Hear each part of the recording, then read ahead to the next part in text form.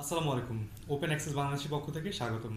আমি মুনতাসির হাফিজ এবং আজকে আপনাদের সাথে আলোচনা করতে যাচ্ছি কিভাবে ঘরে বসে ইজিলি প্রফেশনাল লেভেলের ইউটিউব কন্টেন্ট তৈরি করা যায়। শুরুতেই আপনাদের যা যা লাগবে, প্রথমে লাগবে একটা ক্যামেরা, সেটা প্রফেশনাল না হলেও চলবে। তার সাথে লাগবে একটা কম্পিউটার অথবা স্মার্টফোন। এর সাথে লাগবে একটা internet connection with Gmail account.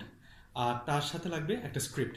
শুরুতেই সবচেয়েতে ইম্পর্টেন্ট যে বিষয়টা স্ক্রিপ্ট, সেটা নিয়ে কথা বলি। কারণ আমার মনে হয়েছে যে হোম প্রোডাকশনের জন্য টেকনিক্যাল যে রিকোয়ারমেন্টগুলো আছে ওটা খুব একটা হাই এন্ড না। স্ক্রিপ্ট এক্ষেত্রে মূলত তিনটা অংশে ভাগ করা যায়। আমি প্রফেশনাল স্ক্রিপ্টের কথা বলছি না, আমি জাস্ট হোম প্রোডাকশনের কথা বলছি। যেখানে শুরুতে একটা ইন্ট্রোডাকশন থাকবে, যেখানে খুব শর্টলি এবং অ্যাট আ স্ন্যাপ আপনার নাম, কি বিষয়ে কথা বলতে যাচ্ছেন, একটু ব্যাকগ্রাউন্ড দিতে পারেন। বলার সাথে সাথে আপনি মূল বডিতে চলে যাবেন। বডিতে অবশ্যই থাকবে যে আপনি কি বিষয়ে কথা বলতে চাচ্ছেন, কি দেখাতে চাচ্ছেন, কিংবা কি এক্সপ্লেইন করতে চাচ্ছেন। এবং কনক্লুশনে আপনি দিতে পারেন যে আপনার thank you for watching and if you like this video please like and subscribe. এর সাথে সাথে আপনার ভিডিওটা যদি কোনো টিউটোরিয়াল হয়ে থাকে তাহলে একটা ছোট্ট সামারি দিতে পারেন যে আপনি এই ভিডিওটিতে টোটালি কী মেসেজটা দিতে চাইছেন।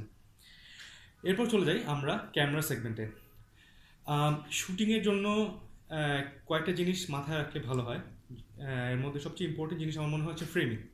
আপনার ফোরগ্রাউন্ডে কী আছে, আপনার ব্যাকগ্রাউন্ডে কী আছে, কোন অবজেক্টের উপর আপনি ফোকাস করছেন, সেই অবজেক্টটা আপনি নিজেও হতে পারেন।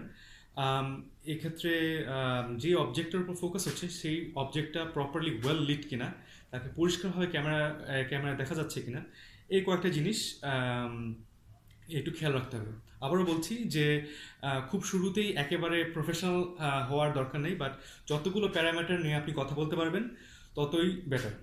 এখন চলে যাই শুটিংয়ে। শুটিংয়ের শুরুতেই আপনি বেশ কয়েকটা সেগমেন্টে শ্যুট করে নেবেন, যে একটু ডিফারেন্ট ক্যামেরা, একটু সামনে আগিয়ে পিছিয়ে নিয়ে কয়েকটা শ্যুট করে নেবেন। একটু সাইড থেকে নিলেন, ডান থেকে নিলেন, বাম থেকে নিলেন।